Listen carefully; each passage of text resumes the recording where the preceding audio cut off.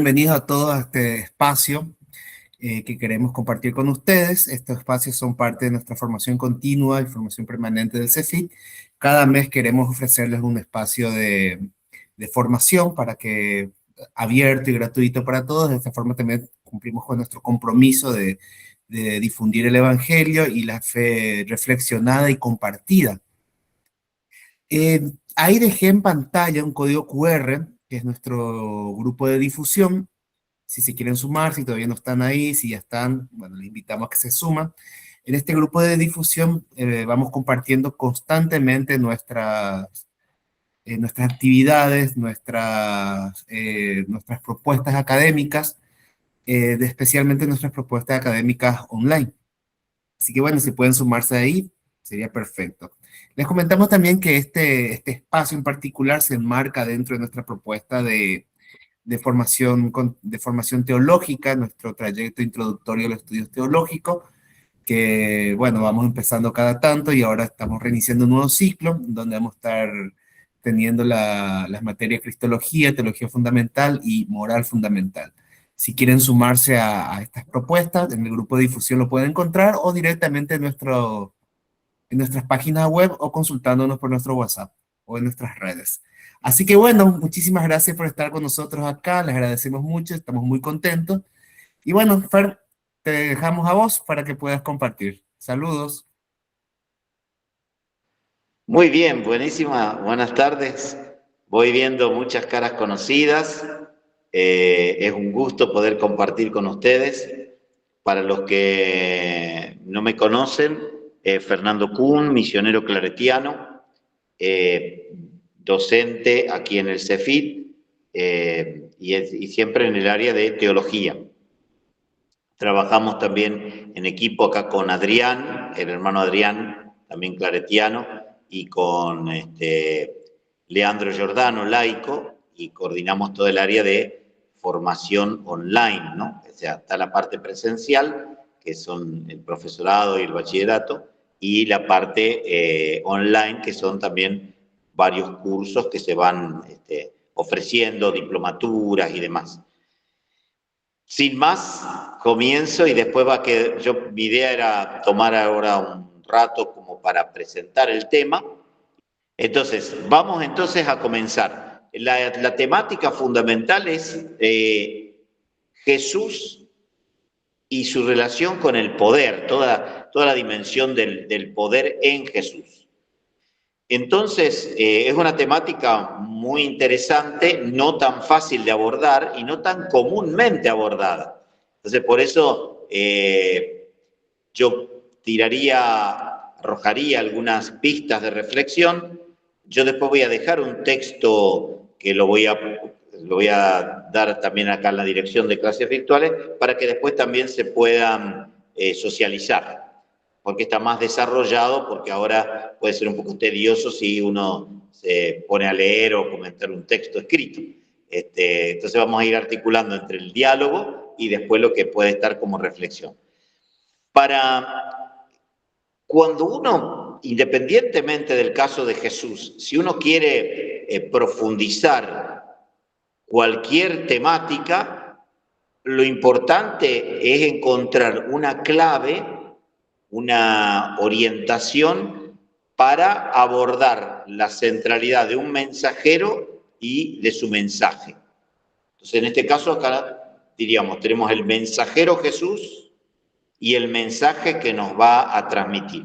Por el momento ponemos entre paréntesis nuestra fe de que nosotros confesamos de que es el Hijo de Dios, el enviado del Padre. Por el momento vamos a colocarnos en la perspectiva, y muchos de ustedes lo entenderán, que si son catequistas, si son evangelizadores o están ubicados en distintos ámbitos, muchas veces se van a encontrar con gente que les pregunta, bueno, pero ¿quién es Jesús? ¿O cuál es la relevancia de Jesús? Es decir, y vamos a tratar de colocarnos desde ese ángulo, ¿no? Desde la mirada de muchas personas que a lo mejor pueden ser familiares nuestros, personas de nuestro ámbito de trabajo, personas que nos encontramos en la pastoral y que muchas veces no tienen claridad de quién es Jesús. Entonces vamos a partir casi como de cero para decir, bueno, Cuando nosotros queremos presentar cualquier mensaje, siempre tratamos de encontrar una clave para abordar a este mensajero y a este mensaje.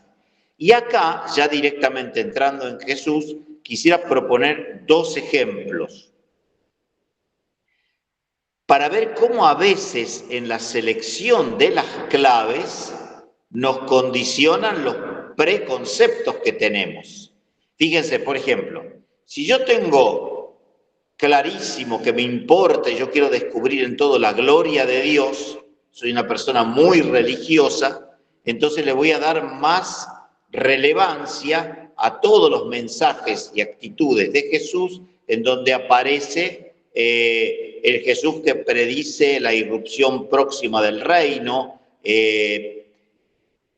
y hasta pensar, bueno, si hacemos verdaderamente una lectura religiosa de Jesús, tienen que quedar de lado otras cuestiones que pueden sonar apolíticas o sociales.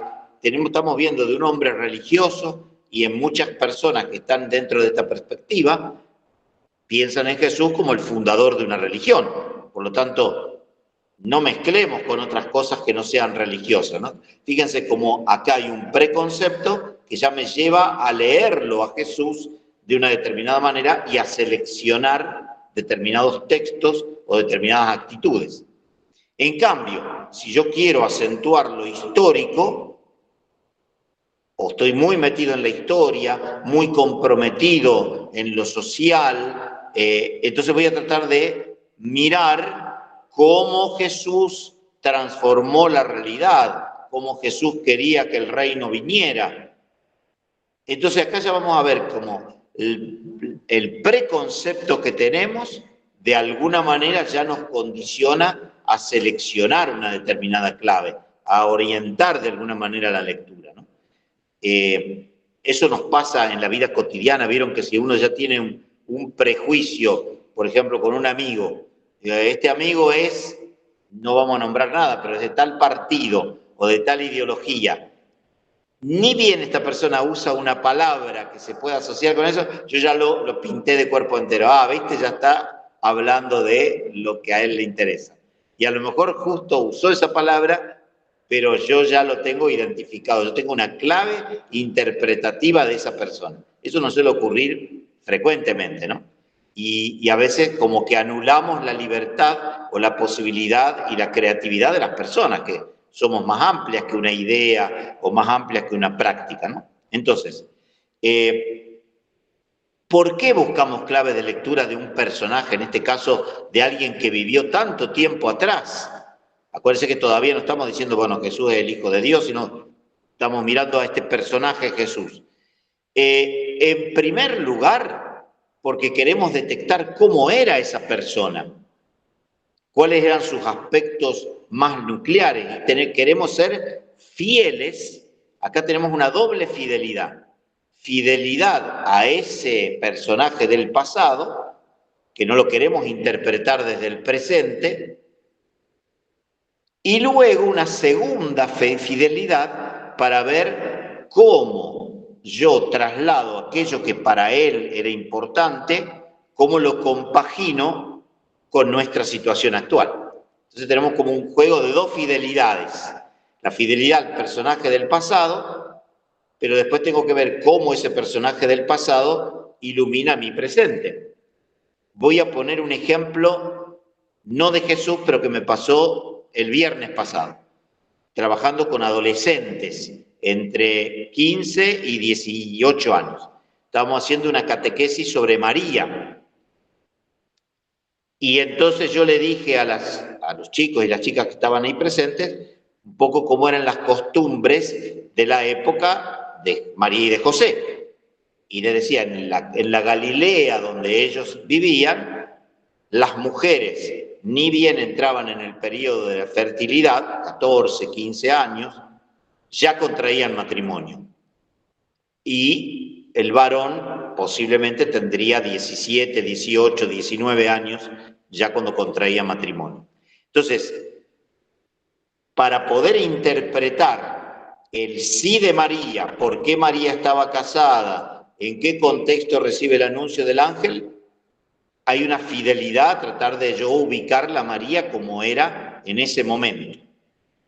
Pero cuando lo traslado al momento presente, tengo que adecuarlo a la situación del momento, porque, por ejemplo, la mayoría de las chicas que estaban ahí presentes decían, nosotros tenemos la edad de María, y ni se imaginaban en este momento, a los 15 años, contrayendo matrimonio. Entonces, uno no puede trasladar sin más la fidelidad al primer momento con la fidelidad al segundo momento. Porque uno dice, no es que uno tiene que aplicar lo que vio en el primer momento, se tiene que aplicar tal cual a este momento actual. Porque hoy las circunstancias han cambiado y difícilmente una mujer a los 15 años o un varón a los 18 años tiene la madurez como para establecer un proyecto de vida a largo plazo, porque las circunstancias han cambiado en estos 2000 años y los contextos son distintos. En la época, por ejemplo, de Jesús, de María, de José, no existía la juventud.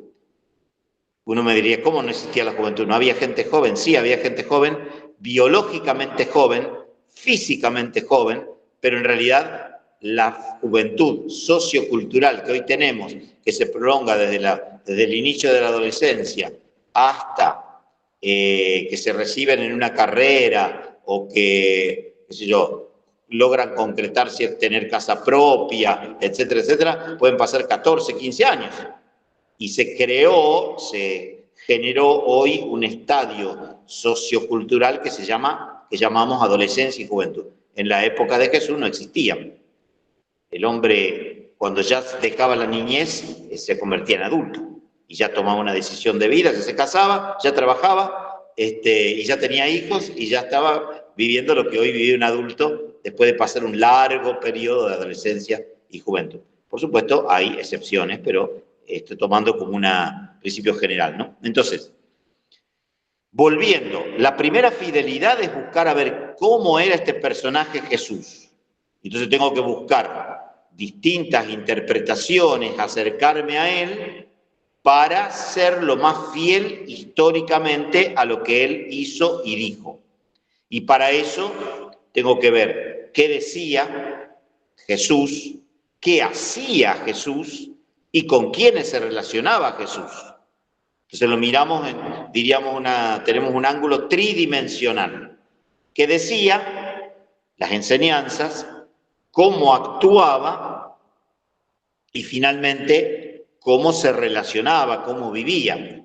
Porque a veces, si esas dimensiones están disociadas, por ahí la persona no es tan fácil calibrarla. Porque a lo mejor nos encontramos una persona que teóricamente enseña grandes cosas, pero sus actitudes desmienten lo que está enseñando. O puede enseñar y actuar de una determinada manera, pero después se relaciona de una manera que no tiene nada que ver con lo que dijo e hizo. Entonces, en el caso de Jesús, hacemos una mirada tridimensional desde su enseñanza, desde sus prácticas y gestos, y desde su manera de ser y de actuar, pero ya no simplemente cuando actúa de cara a la gente, sino cuando actúa en la cotidianeidad, y vamos entonces a hacernos una figura, una interpretación lo más cercana posible a lo que fue su accionar. Y luego, entonces, vamos a la segunda fidelidad, que es volver a nuestro momento presente. Es decir, viendo cómo actuaba, cómo enseñaba y cómo era Jesús, no es que yo quiera someter el presente al pasado, tratar de que el presente se parezca al pasado. Pero sí yo estoy haciendo una lectura interesada. En realidad quiero que esta persona, porque para mí es importante, es significativa, yo adhiero a su mensaje porque me considero discípulo, porque quiero imitar sus gestos. Acá, por ejemplo, hay gente que tienen distintas vocaciones. Los que pertenecen, por ejemplo, a una congregación religiosa, bueno, quieren imitar y seguir a Jesús según un fundador o una fundadora y toman un aspecto de Jesús que lo quieren vivir intensamente. Los que son laicos o laicas, también en su vida cotidiana, de casados, de solteros, de profesionales, también quieren vivir el discipulado de Jesús y lo quieren imitar de una determinada manera pero no es que quieren adecuar el presente al pasado, ni calcar el pasado como si hoy estuviera ocurriendo, pero sí hacemos ese doble ejercicio. Entonces, hasta aquí hicimos como una aproximación general. Ahora, ya entrando a la vida directa de Jesús, a su accionar, a su, como diríamos, esa trilogía, palabras, gestos y acciones, y su persona misma, vamos a ver qué clave nos permite interpretar. Y podríamos decir que la clave más adecuada para entenderlo a Jesús es la clave misionera. O sea, Jesús como un enviado del Padre, por eso misión, o sea, que no actúa en nombre propio, sino que actúa en nombre de Dios su Padre, y que en todo momento está destinado y preocupado por los demás. O sea, por eso se siente enviado para los demás, un hombre para los demás. Entonces, en este caso lo empezamos a mirar y empezamos a descubrir qué es lo que Jesús hizo y dijo. Y podríamos ver algunas cosas. Por ejemplo, que Jesús apasionó y entusiasmó a sus contemporáneos. Que la acción de Jesús, la acción misionera de Jesús, fue muy abarcativa. Porque fíjense, varias veces en los textos aparecen, yo ahora no quiero hacer aburrido y ponerme a citar muchos textos para que no sea, no detenernos mucho, pero sí en el apunte después les puse anotados varios textos. Pero vamos a ver muchas veces a Jesús rodeado de una multitud. Vieron que, si ustedes recuerdan, por ejemplo, solamente Lucas 5, que dice que había tal multitud enfrente al lago que Jesús le pide a uno de sus discípulos que le preste una barca, se sube a la barca y toma distancia, va hacia atrás y desde el lago les enseña a la gente que está en la orilla. Otras veces, Mateo 5, vemos que sube a un monte y se sienta en medio del monte y hay una multitud que lo está escuchando. Es decir, a veces está en el monte, a veces está en la llanura, es decir, pero es un Jesús que atrae, que apasiona y que entusiasma. Entonces, la gente realmente, si acude a escuchar a alguien y va detrás de alguien, es porque ese alguien le tocó algo en sus vidas. Por eso van. O sea, y hay dos cosas que le impactan.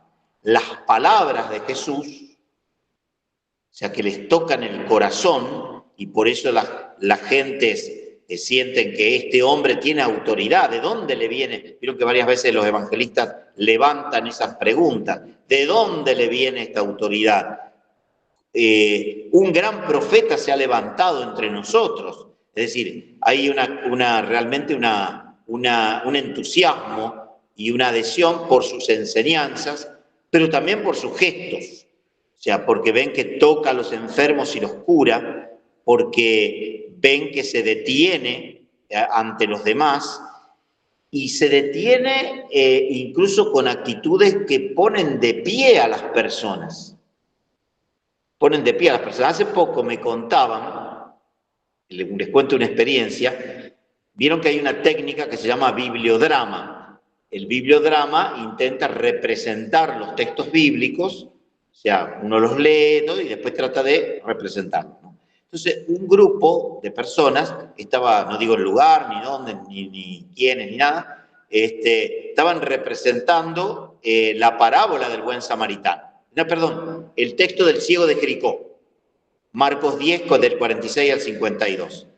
Y ahí, ¿se acuerdan que el ciego está a la orilla del camino, pasa Jesús y grita: Jesús, hijo de David, ten compasión de mí?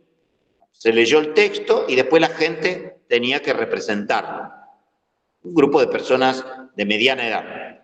Y se acercan, uno hacía de Bartimeo, que es el ciego, y otros hacían de los discípulos, de Jesús mismo, trataban de representar el gesto de Jesús. Entonces muchos se acercaban, pobrecito, ánimo, te entendemos, te acompañamos. Muchos le mostraban cercanía y misericordia al ciego. Pero después, la persona que animaba dice, releamos el texto. Jesús se acercó, lo acarició, le dijo, pobre, ya vas a poder levantarte. No, le dice, levántate. ¿Qué quieres? Es decir, en ningún momento lo disminuye. Al contrario, lo obliga a que se ponga de pie, que salga de la postración del mendigo, que se ponga de pie y que pueda decir que quiere. Y entonces después dice, tu fe te salvé, puedes ver, o sea, le da el don de la vista. Entonces fíjense, a veces nosotros ya tenemos tan condicionada nuestra visión que aún leyendo el texto después nos imaginamos cosas que el texto no dice. Jesús, la gente, ¿por qué lo valoraba? Porque de golpe, ¿quién es este que nos pone de pie? ¿Quién es este que se atreve a expulsar demonios? ¿Quién es este que nos saca lo mejor de nosotros mismos? O sea, no es un Jesús que dice, ay, pobrecito, bueno, ya te voy a... Cuando la mujer le toca el manto y se cura de la hemorragia, ¿se acuerdan el caso de la hemorroísa que llevaba 12 años teniendo flujo de sangre? De golpe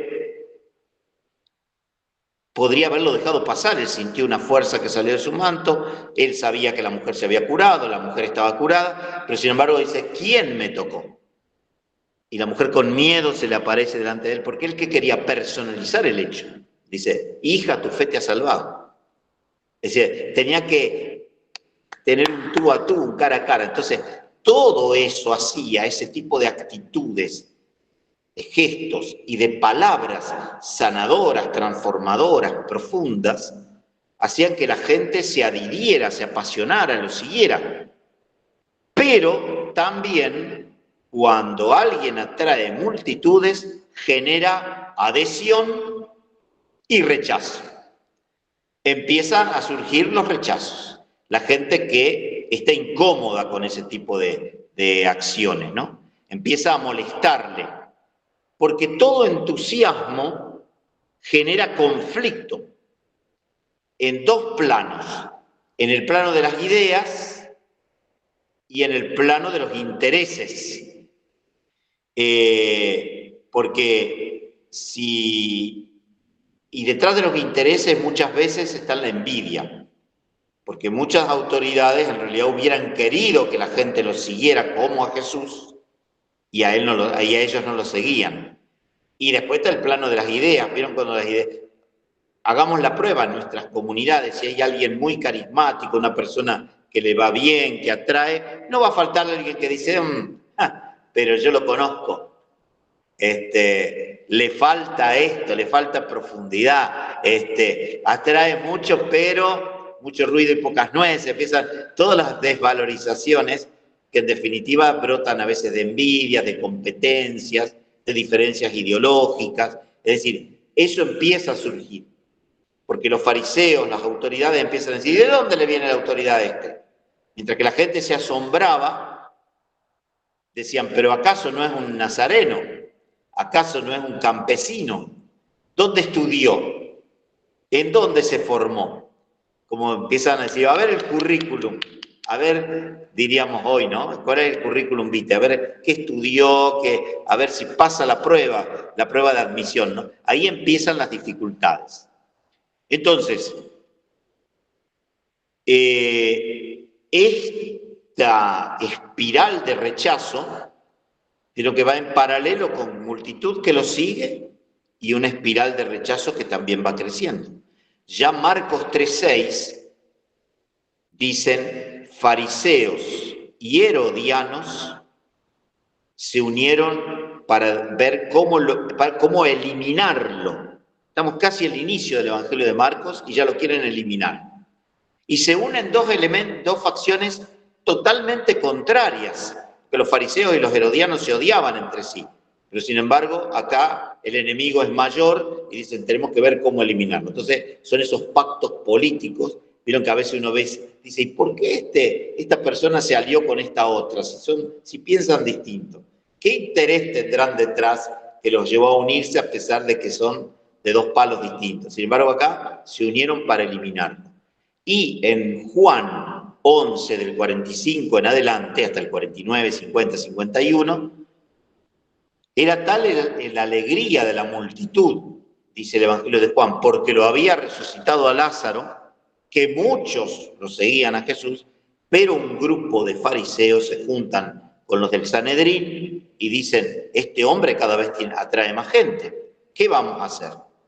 Y si después los romanos se enojan y nos quitan los privilegios que tenemos por el tumulto que está provocando, y ahí donde Caifás dice, a partir del versículo 49 en adelante, dice, ustedes no entienden nada. No es necesario que un hombre muera antes que muera todo el pueblo. Y ahí deciden matarlo a Jesús. Entre gallos y medianoche es donde se fragua el asesinato de Jesús, la muerte de Jesús. Entonces, la causa de muerte que aparece en la cruz es la de un agitador político. O sea, la condena en la cruz es la de un revolucionario, un revoltoso, un agitador. Por eso Jesús y el poder, decimos, Jesús que actuó desde el no poder, desde el poder simbólico de las multitudes, termina siendo matado como un peligro para el poder. Porque la causa de muerte no es profundamente política. Este hombre nos hace correr el riesgo de que perdamos los privilegios que tengamos con los romanos y finalmente tenemos que lograr que los romanos ellos mismos lo maten. Porque ahí fue muy astuto Caifás y su círculo, porque ellos decían, si lo matamos nosotros, porque ¿qué había hecho? ¿De qué lo acusaban? De que había blasfemado, de que había hablado irrespetuosamente de Dios, que había profanado el sábado. Pero ellos sabían que no había hecho nunca una revuelta contra ningún centurión, no había levantado al pueblo contra Roma, es decir, no había causa suficiente como para acusarlo políticamente. Tendrían que matarlo, entre comillas. Hoy es aberrante pensar esto, pero también miremos la época en donde se está moviendo, ¿no? No lo interpretemos desde nuestra época. Lo lógico, según las leyes judías, hubiera sido apedrearlo, matarlo a pedradas. Ustedes ven en Hechos 7, cuando lo matan a quién. ¿Se acuerdan en Hechos 7 quién es matado a pedradas? Esteban, el primero de los diáconos, muere por una causa religiosa judía. Pero claro, ¿cuál es la perversión del pensamiento de los líderes, en este caso de Caifás y compañía? Si lo matamos nosotros, en realidad para Roma va a ser un episodio de estos judíos fanáticos que cada 2 por 3 arman algún lío, eliminan a alguien y nada más. ¿Se acuerdan que en Juan 8, del 1 al 11, hay un intento de apedrearla a la mujer adúltera? O sea, cada 2 por 3 había apedreamientos. Y los romanos ya estaban un poco fastidiados. Y bueno, mientras se apedreen entre ellos y nos paguen los impuestos a nosotros nos despreocupamos de este pueblo. Sin embargo, acá dice, no, tenemos que lograr que Roma se interese. Por supuesto, Roma estaba representada ahí por Poncio Pilato, que era un simple procurador. O sea, el emperador no se iba a enterar de todo eso. Pero ellos querían que el poder romano lo matara. Entonces, es claro que fue impulsado a la muerte por las autoridades judías porque lesionó sus intereses y eso desencadenó el proceso fatal. Hubo un tiempo, algunos autores que pensaron que Jesús había sido un celota. Saben que los celotas era un movimiento que en la época de Jesús estaba en crecimiento, que era un grupo guerrillero, revolucionario, que quería la independencia de Roma. Y como no podían montar un ejército, porque eran al lado de las legiones romanas, no podían hacer mucho, casi nada, pero buscaban de obstaculizar a los romanos con pequeños atentados, emboscadas en los caminos, ataques a los grupos a un centurión con sus soldados, o sea, buscar de molestar con la esperanza de que en algún momento Roma se retirara. Ese era el movimiento celota. Y algunos dicen, ¿no será que Jesús era celota? Sin embargo, Jesús jamás instó a una violencia contra los romanos, nunca dijo de tomar las armas, nunca propició salidas violentas, por lo tanto, todo parece indicar que para los romanos Jesús no era ningún peligro, ni lo identificaron con esos movimientos separatistas o libertarios, en este caso, que querían la libertad de Roma. Fíjense que Poncio Pilato parece que no le da mayor importancia cuando hace el juicio.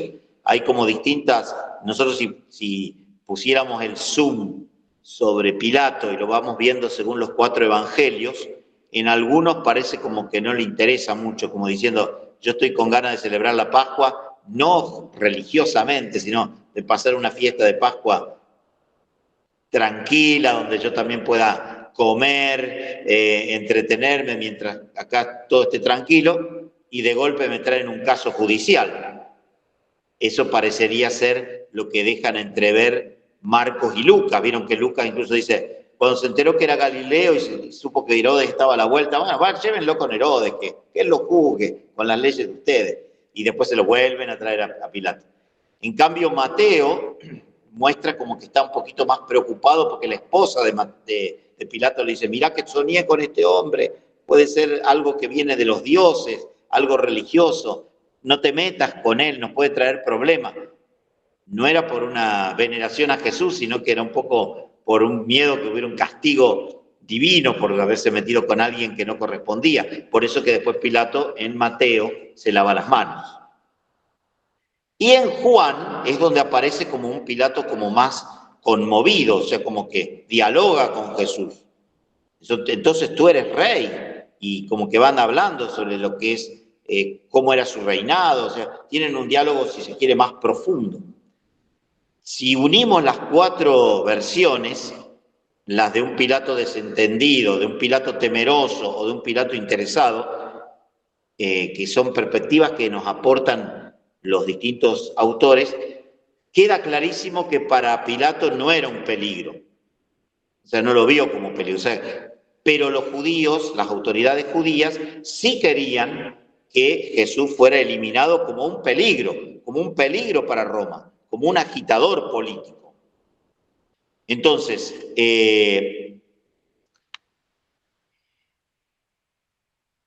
ahí vieron que también aparece una escena que la recordamos siempre nosotros el Viernes Santo, cuando hacemos el Via Crucis, que es el pueblo que grita cuando Pilato propone a Barrabás o a Jesús, ¿a quién quieren que lo libere? Y el pueblo grita, crucifícalo, crucifícalo, a él no, a Barrabás. Entonces uno queda como desconcertado porque parece que hubo una presión popular también para que lo crucifiquen, para que lo eliminen. ¿Qué pasó con el pueblo que unos días antes lo aclamó? Hosana, bendito el que viene en nombre del Señor, que pusieron sus palmas, lo que nosotros recordamos el Domingo de Ramos. ¿Qué pasó después que el mismo pueblo grita? Y algunos autores quedan desconcertados, y mucha gente incluso hoy te lo pregunta, dice, pero ¿cómo puede ser el pueblo traidor? Y sin embargo, para matizar, en realidad podríamos decir, Jesús era Galileo, en Jerusalén era muy poco conocido. Los que lo vivaron, quizá incluso cuando entraba a Jerusalén, eran también galileos que habían ido a la fiesta, y algunos parientes o cercanos conocidos que también lo aclaman. Pero el viernes a la mañana, la mayoría de la gente estaba preparando la Pascua, que iba a celebrar a la noche. Entonces, las mujeres estaban cocinando, los hombres viniendo del campo con los animalitos para matar, cordero, que se iba a comer, muchos ya disminuyendo las actividades para prepararse a celebrar la Pascua. Así que es difícil que un viernes a la mañana hubiera tanta gente frente al pretorio. Muchos ni se habrían enterado. Posiblemente muchos por curiosidad a lo mejor iban a ver qué estaba pasando, a qué se debía ese griterío. Entonces no es tan cierto que todo el pueblo gritaba. ¿Y qué pueblo gritaba? Era el pueblo que habían llevado las autoridades judías como para hacer fuerza y presión ante Pilato. Era el pueblo, entre comillas, pago. Alguna paga le habían dado. Vengan, ayúdennos, porque necesitamos tener fuerza como para... Quizá no se lo dijeron directamente al pueblo. Le dijeron, venga, vamos a gritar para que este hombre... Y muchos que a lo mejor ni estaban muy enterados quién era Jesús, se prestaron porque a lo mejor alguna recompensa recibirían. Entonces no era el pueblo en general, sino que era un pueblo elegido, pero no como el pueblo elegido de Israel, sino un pueblo elegido para la ocasión, para hacer presión frente al poder romano. Entonces fíjense, Jesús, que nunca tuvo poder, nunca manejó armas, que siempre se movió en las periferias, que siempre andaba de una población a otra, que no tenía poder económico, que no tenía poder político, sino que tenía un poder simbólico, es decir, multitudes que lo avalaban.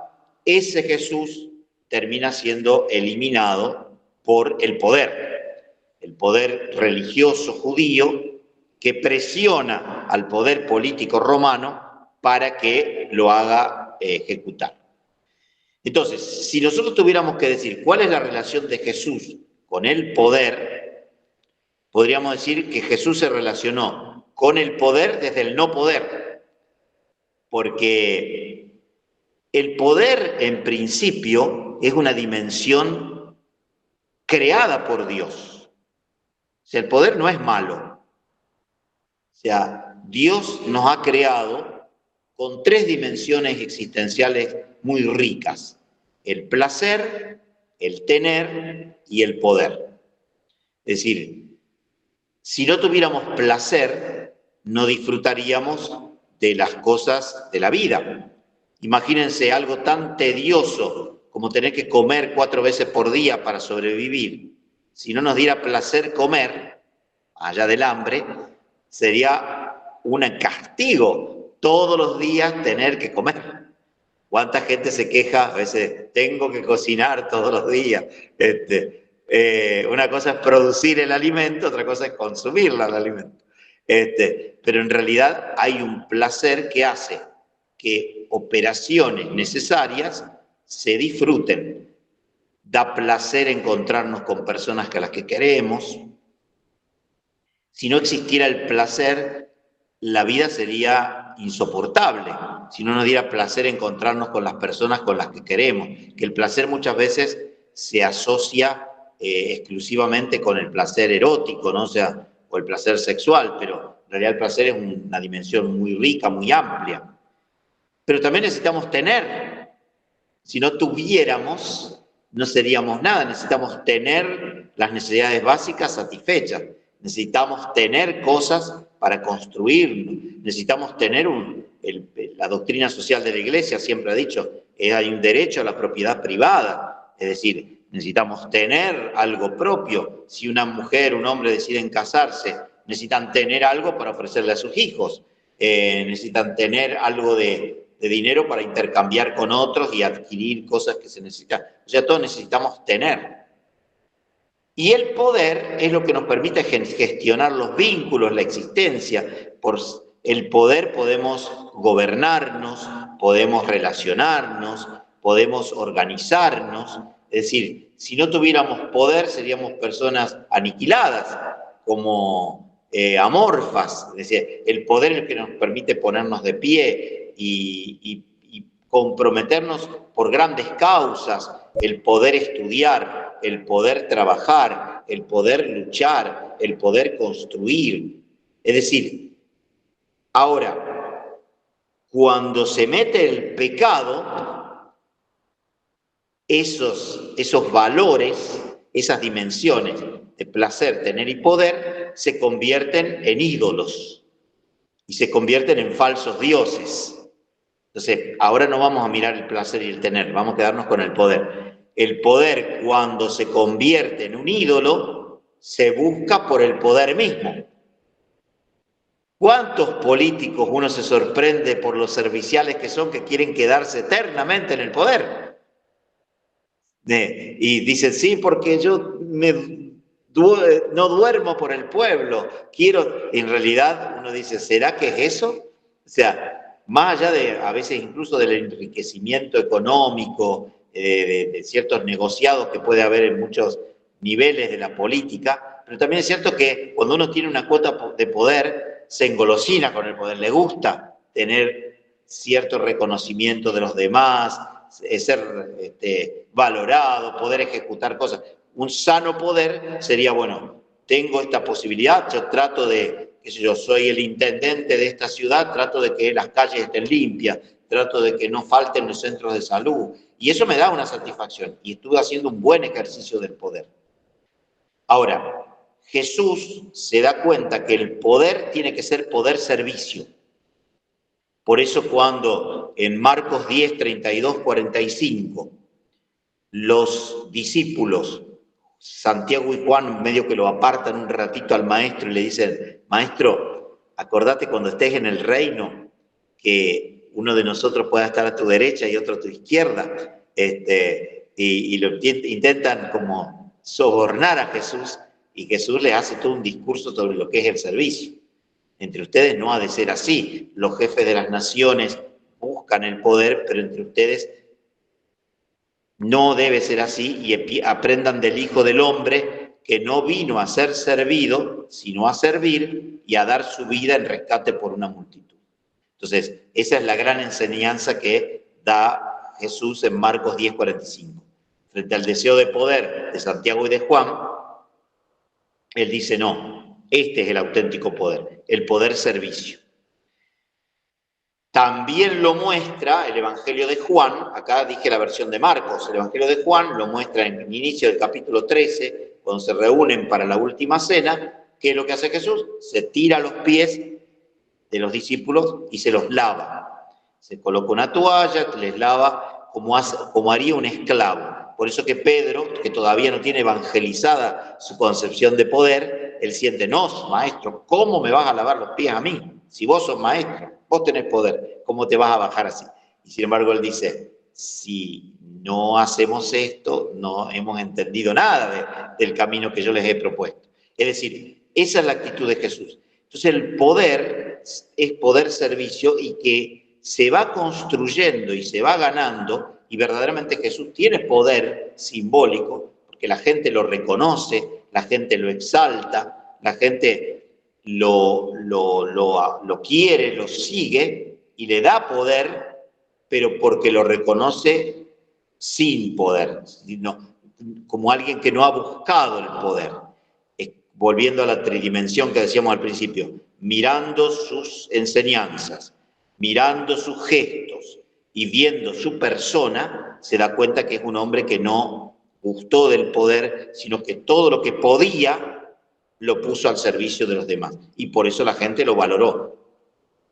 Y por eso también surgieron entonces los enemigos, los que empiezan a ponerse en contra de Jesús, que justamente desarrollan el poder para eliminarlo, porque se dan cuenta que se les estaba yendo el poder de las manos y iba pasando paulatinamente al pueblo, y ellos no querían que el pueblo sea poderoso, que reconociera y le diera poder a Jesús. Entonces buscan primero desacreditarlo, primero hacerlo contradecir.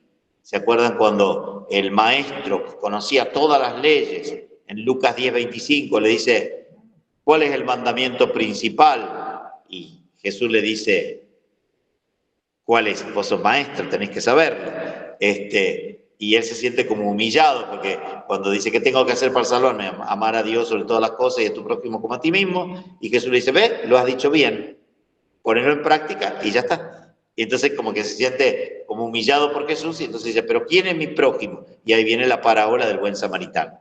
Entonces, y así muchas veces Jesús va actuando de tal manera que las personas que lo quieren primero hacer caer en contradicción, finalmente se van dando cuenta de que no lo pueden hacer, entonces finalmente caen en la otra opción, eliminarlo. O sea, esta persona nos está arruinando nuestro poder y tenemos que destruirlo.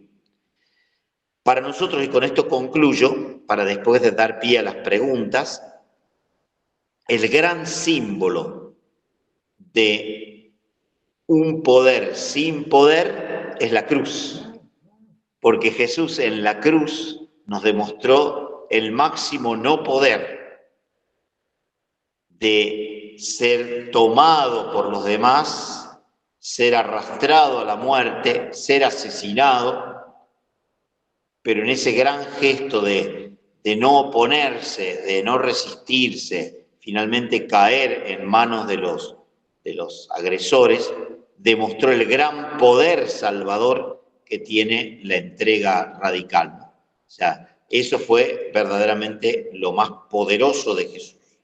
A veces lo que aparentemente no es poderoso termina siendo lo más poderoso en el sentido del Evangelio, que es contrario a la lógica de poder del mundo. Yo dejaría por aquí, esta es una reflexión muy inicial, ¿no? Para que después son temas que los podemos seguir profundizando. Pero ahora podemos entonces, yo preferiría que levanten la mano, si pongan el signo de levantar la mano, y pueden hacer preguntas, y podemos dialogar un ratito.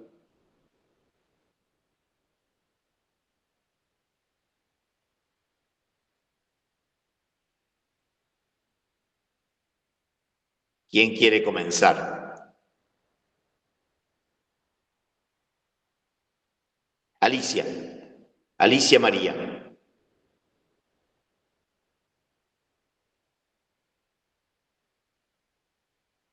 Alicia Villarino.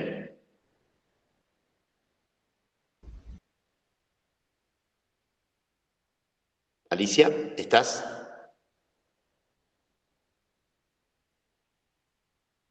Que levantó la mano.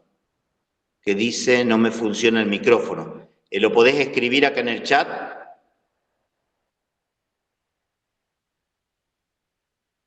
Mientras tanto, si alguien quiere levantar la mano mientras Alicia escribe.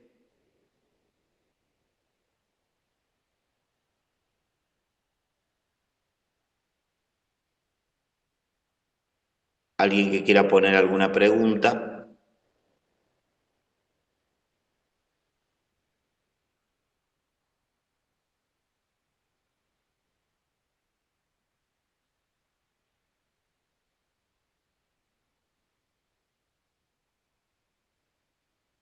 Fray Diego Figueroa. Sí, Vamos Fer, con Diego. perdón. Fer, si vos podés, o tal vez en el texto está, pero vos diste algunos ejemplos, ¿cuáles son las claves o algunas características, ponele una o dos, que tiene este poder servicio, ¿no? ¿Cuáles son, no sé, las características? Porque yo también pienso en el poder de la iglesia, ¿no? Eh, no solo en lo político, sino también a veces nosotros mismos, religiosos, laicos, buscamos el poder, ¿no? U otros le llega, ¿no? Y otros pueden concebir el poder como un servicio, pero si uno, yo creo que es, como vos decías, ¿no? Un camino, porque todos tenemos esa tensión natural o humana del poder, ¿no? Y es un camino encontrar el poder como servicio, ¿no? Entender, no solo entender, sino rezarlo, interiorizarlo, expresarlo, porque claramente no somos Jesús, ¿no? Y bueno, vamos caminando, cada uno con su carisma, como decías también, que eso nos ayuda a tener una mirada de Jesús o una forma, pero para vos, ¿cuál sería alguna característica de este servicio poder? Que vos ya dijiste algo, ¿no? Lavatorio de los pies, ¿no? El servir a los demás, pero una o dos que puedas nombrar. Sí, muchas gracias. Buena pregunta. Yo pienso que Jesús nos muestra algunas características de ese poder servicio. Una concretamente es no rodearte de las personas que te alaban. Jesús en ese sentido crea una comunidad alrededor suyo tan distinta que impide que uno se vaya, porque el problema del poder son los círculos de poder. Es decir, generalmente todos los poderosos a lo largo de la historia han caído en la tentación porque el poderoso, ¿cuál es la lógica que empieza a tener? Empieza a desconfiar del que lo va, dicho así muy vulgarmente, ¿no? Del que lo va a envenenar, del que lo va a apuñalar, del que lo va a traicionar. Entonces, como va teniendo cada vez más miedo, se va cerrando en un círculo muy estrecho y lamentablemente a veces los círculos estrechos son los aduladores. Había una canción muy linda de los trovadores que decían,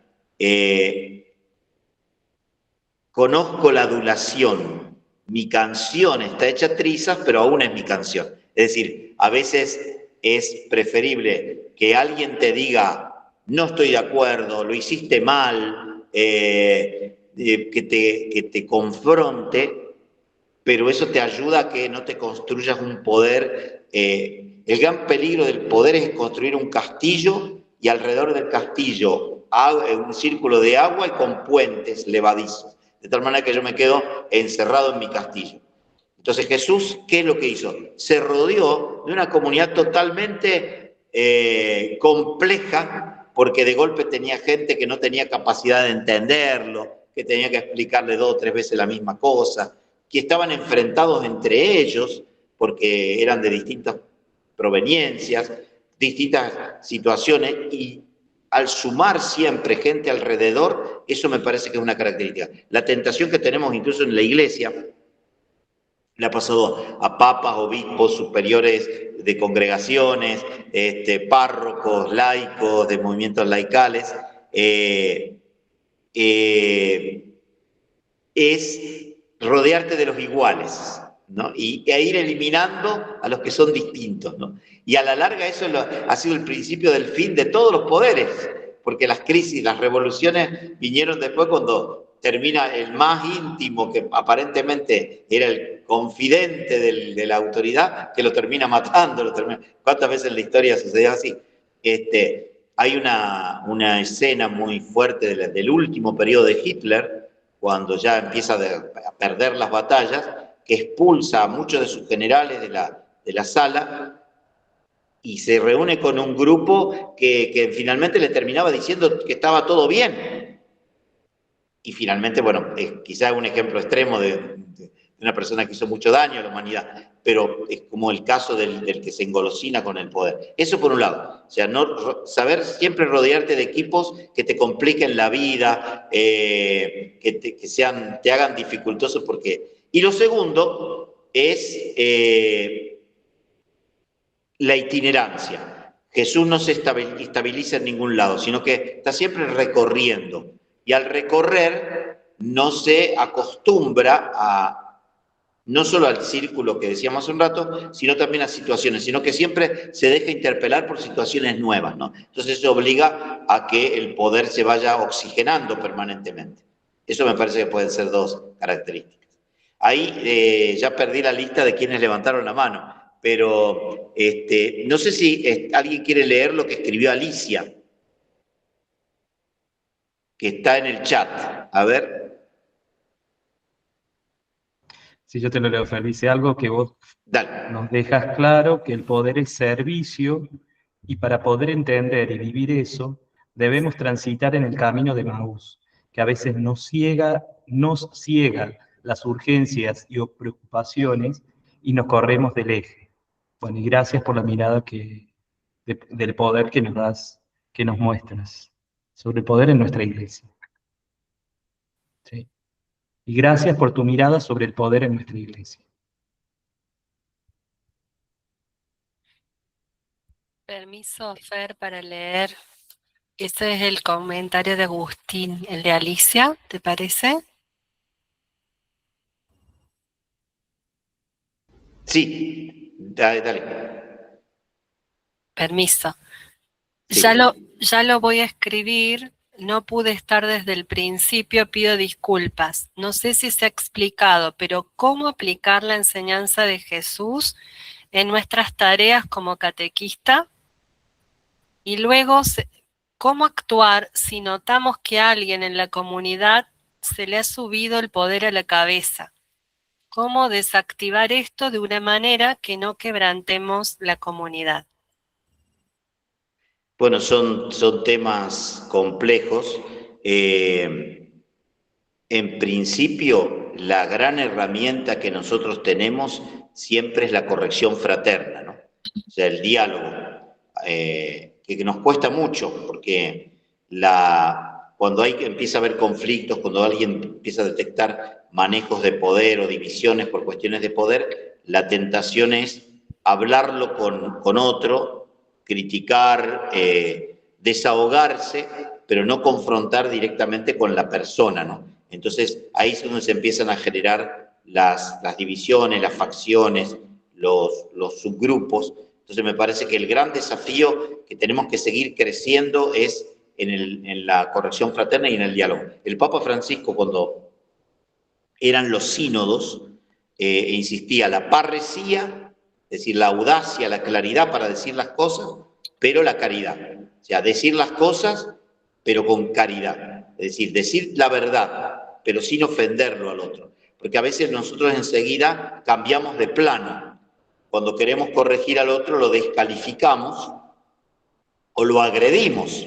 Por ejemplo, yo puedo estar discutiendo con alguien y no es lo mismo decir no estoy de acuerdo con tu idea, no comparto todo, a decirle sos un idiota, ¿cómo vas a pensar de esa manera? Ya de esa manera ya lo descalifiqué, o sea, lo agredí, lo violenté. Entonces esa persona posiblemente va a reaccionar de una manera todavía más violenta y así se generan las espirales de violencia, ¿no? Ahí, ¿quién más? Roxana tiene la mano levantada. Y después Sí, Eve y Valeria. hola, buenas noches para todos. Más o menos como que hay como lo que acaba de escribir Alicia. O sea, mi pregunta era si se podía hacer una diferencia entre el poder de Dios y el poder de la iglesia, ¿sí? Siendo que Dios, o sea, entendiendo que es un amor de Dios trascendental, absoluto, y la iglesia como institución, o sea, es una organización, ¿sí? O sea, si se podía hacer esa diferencia entre esos poderes, si bien tiene que ser algo como una conjunción, tiene que haber una unión, digamos, como una coherencia, ¿no? Pero bueno, era esa mi pregunta, pero más o menos, Sí. digo, no sé. Bueno, que quizá para aclarar, la iglesia siempre tiene que trabajar la tentación del poder, porque los poderes muchas veces mundanos, civiles, políticos, buscan el apoyo de la iglesia y a veces la iglesia se puede sentir cómoda teniendo poder o siendo también atendida por el poder, ¿no? San Agustín ya lo advertía en el siglo, vieron que San Agustín escribe hacia fines del siglo IV. Cuando San Agustín escribe, pasa un fenómeno interesante que es el emperador Teodosio, que era el emperador romano, declara el cristianismo religión oficial del imperio. Cuando lo declara religión oficial del imperio, todo ciudadano romano tiene que ser cristiano. Entonces, de golpe la iglesia pasa a tener mucho poder, porque toda la ciudadanía pasa a ser cristiana, por decreto imperial. Entonces, Agustín ya en ese entonces, viendo el peligro que se le venía a la iglesia, porque pasaba de ser una minoría perseguida, que Constantino le había dado la libertad, pero ahora pasaba a ser oficial, Agustín advierte, cuidado que la iglesia puede ser casta, virgen y prostituta. Prostituta no en el sentido sexual de la prostitución, sino de prostituirse con los poderes, ¿no? Que era la tentación que se veía venir. Y a lo largo de los siglos, siempre la iglesia tuvo que sobrellevar esa tentación de no acercarse a los poderes de turno. Hoy, fíjense que la Iglesia Católica en eso avanzó mucho gracias al Concilio Vaticano II y se ha limpiado de muchas cosas de tentaciones del poder que siempre las tiene, siempre nos van a atacar de cerca. Pero hoy está pasando mucho en el mundo evangélico. Hay estudios que se están haciendo y dentro de poco vamos a organizar una semana de estudios sobre este tema, porque, por ejemplo, vieron que los poderes políticos hoy de América Latina, por decir un caso, como ven que las iglesias evangélicas crecen y tienen mucha gente, buscan hacer alianzas con los evangélicos y los evangélicos les gusta que el poder los busque para hacer alianza con ellos. Bolsonaro, Trump, Bukele, Milei, en general vieron que hay muy buenas relaciones con los sectores evangélicos y detrás de eso hay un intento permanente de las iglesias de tener poder y del poder de tener, mientras más patas tenga, más soportes consiga, siempre le benefician. Así que Claro. es una tentación. No. Seguí, te corté, perdón. No, pero... O sea, podemos decir, se puede decir, ¿no? Que el poder de la iglesia estaría limitado por las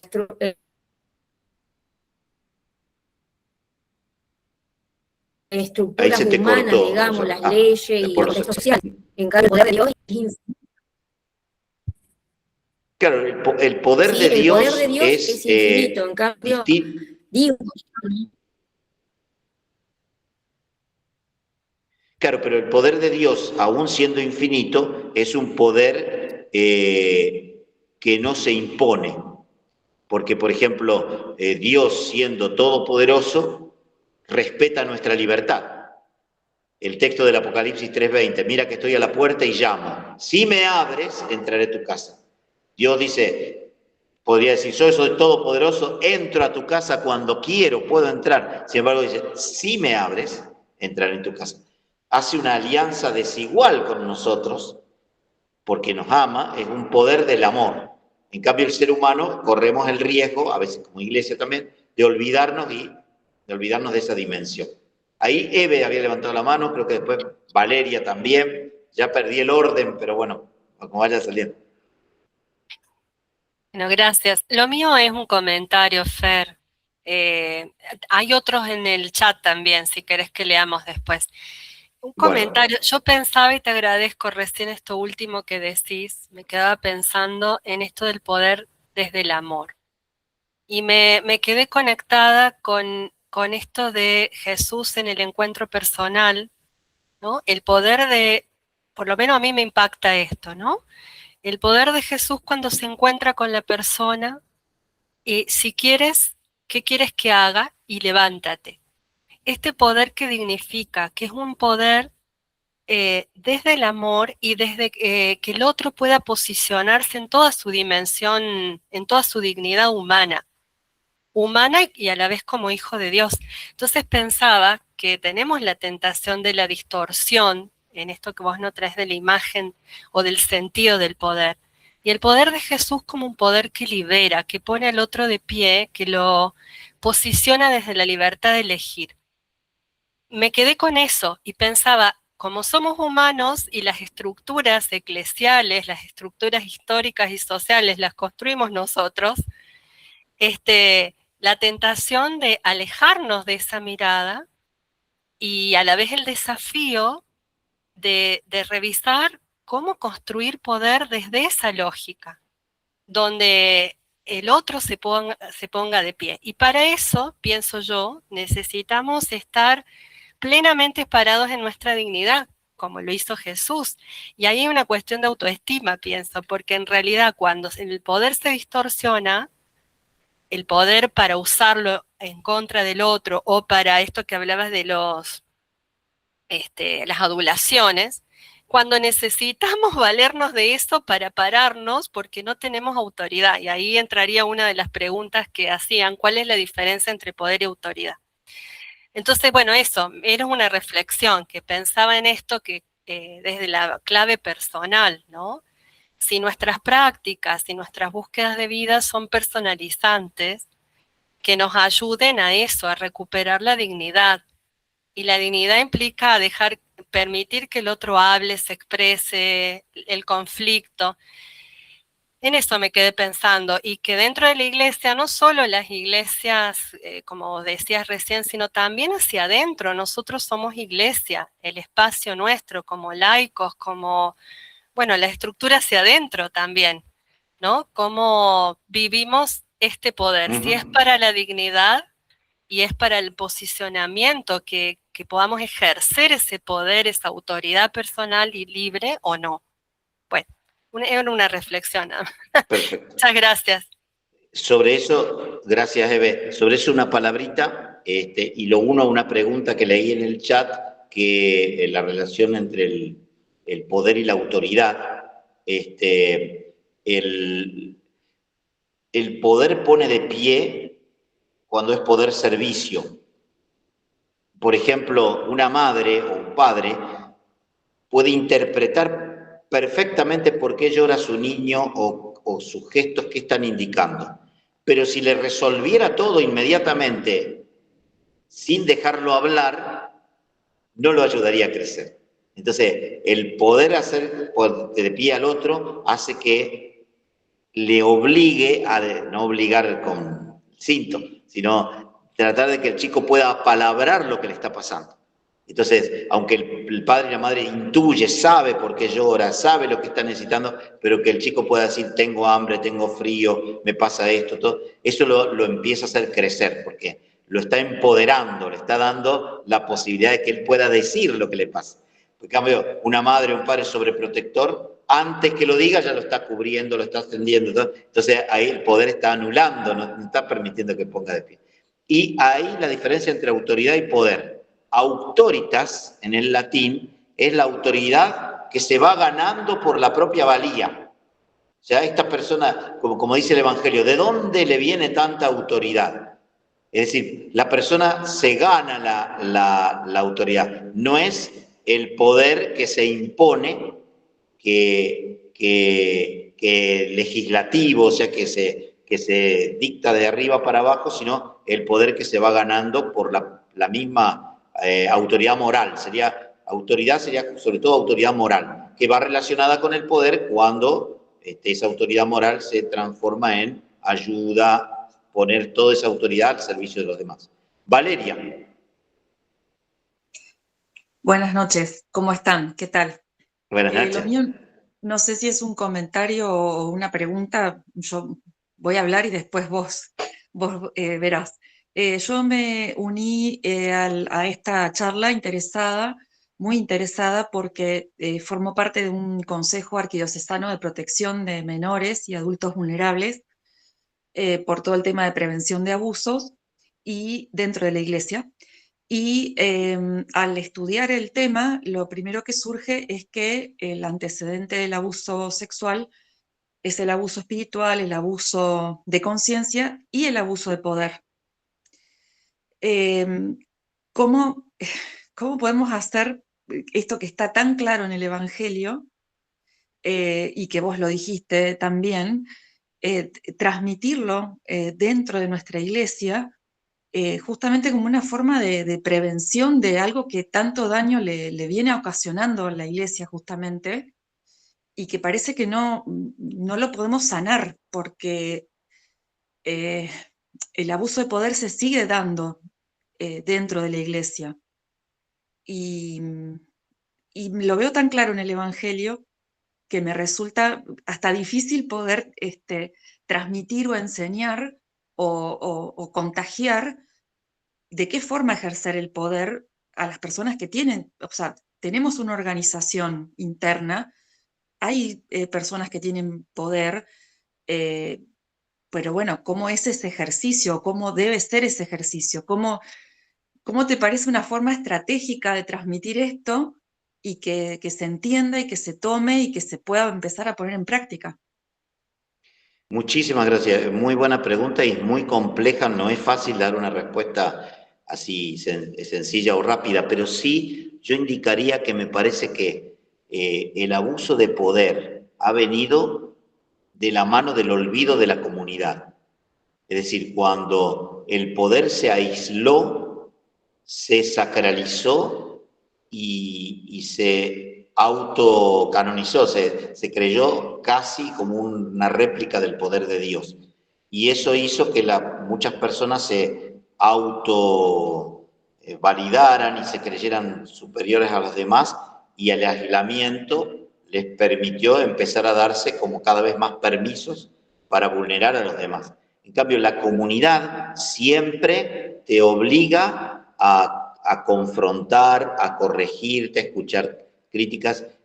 Porque ¿qué ha pasado? Muchos de los que abusaron han sido personas al principio súper alabadas, súper reconocidas como grandes personas, casi santos, o sea, y se lo creyeron y actuaron desde ese entonces como que se empezaron a sentir como inimputables, porque claro, se fue dando ese mecanismo de como endiosamiento, ¿no? Endiosamiento en el mal sentido, como un dios, un ídolo, no el Dios verdadero.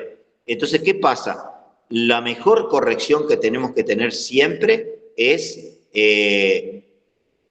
poder realmente advertir. Nadie es tan perfecto que no pueda ser corregido, y nadie debería cerrarse a cualquier corrección. Cuando una persona se empieza a sentir como que tiene todos los derechos y se empieza a aislar, ahí cae en la tentación de abusar de poder. Ponte un ejemplo re sencillo, pero que está a la raíz de a lo mejor de una cadena de abusos. Me contaba una hermana, una religiosa de un lugar, que habían organizado con el consejo parroquial y la comunidad el horario de la misa del domingo.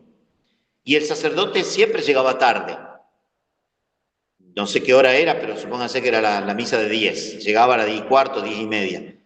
Y se daban cuenta que no es que venía tarde de otro lugar, porque la gente puede comprender que se demoró en otra misa y llegó tarde, sino que le veían la cara de dormido, que era su primer misa del día. Entonces, la hermana un día le dice, mire, padre, usted está llegando tarde y el horario lo hemos puesto entre todos. O sea, y el padre le dice, bueno, pero ustedes no pueden empezar la misa si yo no llego.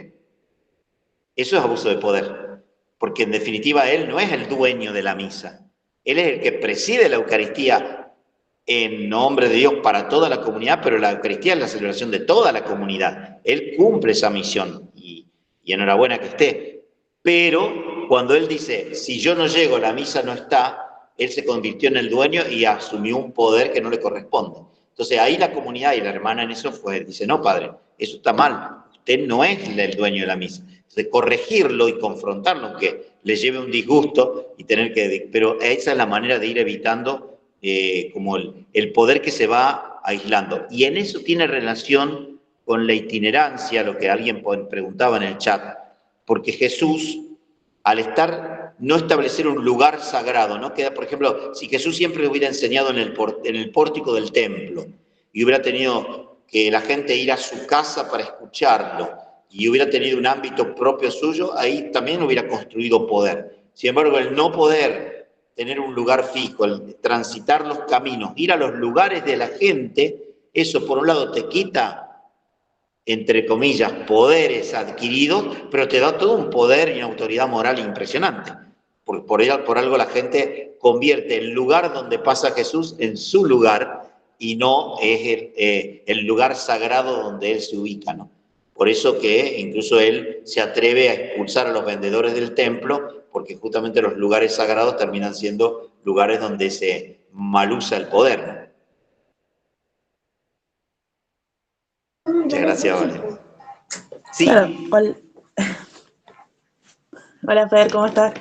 ¿Cómo estás, Lucía? Sí, me parece que también algo que podría ayudar a eso también es reconocernos el poder que ocupamos en el lugar en el que estamos también, ¿no? Porque a veces creemos que hay una igualdad entre la persona, poner entre el sacerdote y la persona, que es lo que por ahí se repite mucho, ¿no? De que todos somos iguales y no tiene que haber diferencias, pero sí hay una diferencia entre un sacerdote y un laico, ¿no? Y a veces por ahí se borra esa diferencia o se quiere hacer pasar como que no hay una diferencia, y eso también después genera abuso de poder, porque el sacerdote como que dice que no es más que lo demás, pero después en autoridad, en decir algunas cosas que por ahí para la comunidad no lo dice una persona común, digamos. Entonces, por ejemplo, va un sacerdote a un pueblo, ¿no? Humilde. Y el pueblo, obviamente que los pueblos humildes, los sacerdotes tienen un rango de poder diferente, ¿no? Y por ahí él dice, bueno, yo la misa la quiero poner a tal hora, y para la gente dice, bueno, es palabra del cura, y lo hace, ¿entendés? Y el cura capaz que dice, no, bueno, yo como soy, como todas las personas, no es que mi palabra se tiene que tomar así, pero hay que reconocer que él tiene una palabra porque está dentro de un rango de poder diferente a la de las personas. Entonces creo que saber reconocer los lugares que ocupamos y el poder que eso nos trae, también ayudan a que no abusemos después de ese poder, ¿no? En mi opinión. Sí, no, y está muy bien lo que vos decís, porque yo creo que en ese sentido está bueno, por un lado, decir, todos tenemos la palabra y todo, pero también cada uno saber qué rol ocupa. Porque, por ejemplo, es como poniendo el ejemplo de la familia. Un papá o una mamá no puede ser amigo de sus hijos, puede ser cercano, compinche, comprensivo, pero en algún momento tiene que colocarse, pararse como madre o padre y poner los límites. Vieron el tío compinche muchas veces, que es el tío que hace todo lo que los padres no hacen, pero que le da todos los consentimientos a sus sobrinos, etc.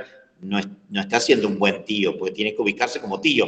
Entonces hay momentos donde la cercanía no se puede confundir como ausencia de poder, sino tener claro los roles que cada uno tiene y ejercerlos en comunión. Yo creo que lo que nos ayudaría, por eso en ese sentido el Papa Francisco insistió mucho, y todavía no le descubrimos la riqueza de esta insistencia en lo que es la sinodalidad, donde todos, como decía él en Lisboa, tenemos nuestra palabra, pero cada uno desde su propio ángulo, ¿no? Entonces, el sacerdote como sacerdote, el laico como laico, y todos los laicos en realidad descubrir que el bautismo nos da el poder ser discípulos, que no es un poder por sobre los demás, sino que es un poder de servicio también dentro de la comunidad. Yo como laico o laica no recibo el poder que tengo de ser catequista, que no me lo dio ningún sacerdote, porque el poder me viene directamente del Espíritu por medio de la comunidad, y yo lo tengo que poner al servicio de la comunidad, pero a la vez no dependo de una persona que un día me pone y otro día me saca. Es decir, que eso también es importante seguir trabajándolo, ¿no?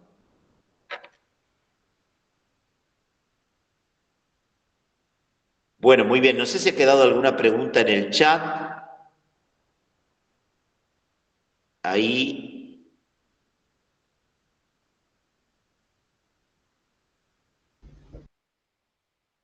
Bueno, si quiere puedo Bueno, leer lo que dice en el chat. sí. Perdón.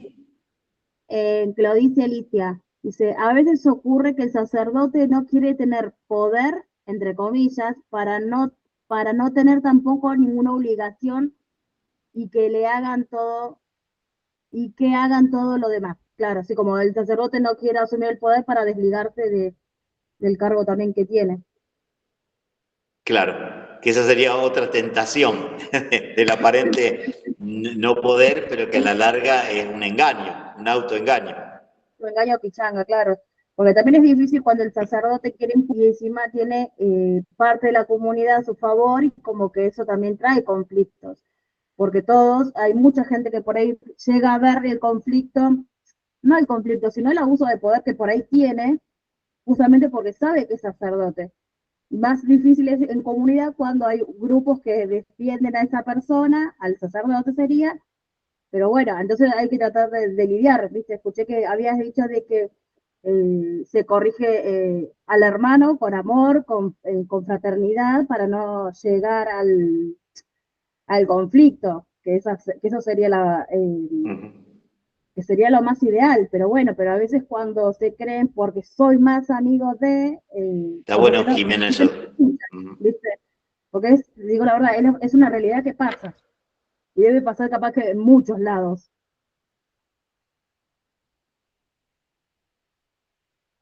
Sí, y bueno, muchas veces pasa, y es algo cultural también que nos ocurre bastante en Argentina, de a veces de hacernos amigos del poder para conseguir favores.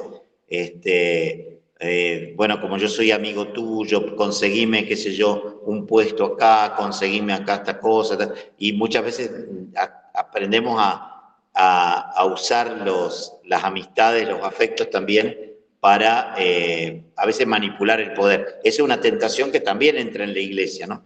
Mientras más amigo me hago del sacerdote, más amigo me hago del laico coordinador o de la hermana, me siento como que tengo más privilegios, ¿no? Y en realidad, bueno, eso es yo creo que todavía tenemos mucho que caminar, y para eso es importante estos espacios de formación, porque mientras más formados estemos, más elementos vamos a tener para dialogar, para enriquecernos, entre todos, ¿no? Laicos, religiosos, sacerdotes. Por ejemplo, durante mucho tiempo se decía, algunos sacerdotes temían la formación de los laicos. Una vez yo lo charlé con un sacerdote y yo le digo, pero ¿cuál es el problema por el cual temen porque se formen los laicos? Y porque la oveja no puede saber más que el pastor, me decía. Entonces, claro, a muchos sacerdotes, si un laico se forma y sabe de Biblia, sabe de pastoral, de golpe le puede cuestionar, no que se levante en la homilía a cuestionarlo, porque eso sería desubicado, pero sí después, a lo mejor aparte, decirle, mire, lo que usted dijo, o lo que usted planteó en el consejo, o esto no corresponde, o habría que matizarlo con este otro aspecto. Entonces, una comunidad adulta formada es una comunidad que enriquece, pero es compleja, porque también trae conflictos, pero el conflicto es sano. Es decir, mientras el conflicto no lleve a la división, sino al crecimiento, es importante que haya discusiones. Porque cuando una comunidad no tiene ningún conflicto, todos están bien, armónicamente bien, o todos agachan la cabeza, o quiere decir que no han llegado a un nivel de profundidad.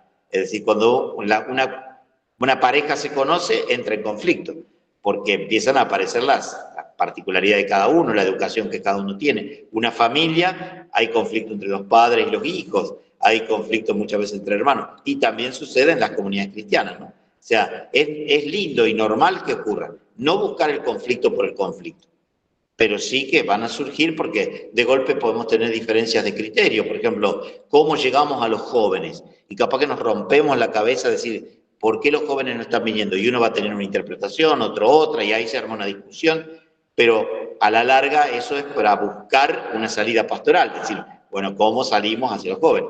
Entonces, después a lo mejor alguno va a ganar, entre comillas, otro va a perder, entre comillas, porque capaz que se impone más la opinión de tal o cual, no tomarla tampoco bajo competencia. Bueno, es todo un camino de maduración que tenemos que hacer en las comunidades.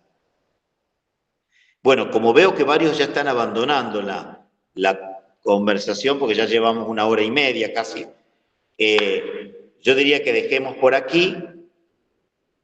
Estos temas dan para mucho, y bueno, con el tiempo vamos a ir proponiendo nuevos conversatorios sobre distintos temas, y cualquier interés que ustedes tengan lo vehiculizan por clases virtuales, por ahí por Adrián. Muchas gracias por estar. Gloria al Padre y al Hijo y al Espíritu Santo, como era en el principio, ahora y siempre, por los siglos de los siglos. Amén. Por los siglos de los siglos. Muy bien, Amén. buenas noches, que les vaya muy bien. Gracias. Buenas noches. Gracias. Un gusto verlos a muchísimos de ustedes, a los que conocí por primera vez, a los que nos reencontramos. Muchas gracias. Buenas noches. Muy buenas noches. Nos vemos. Buenas noches. Gracias.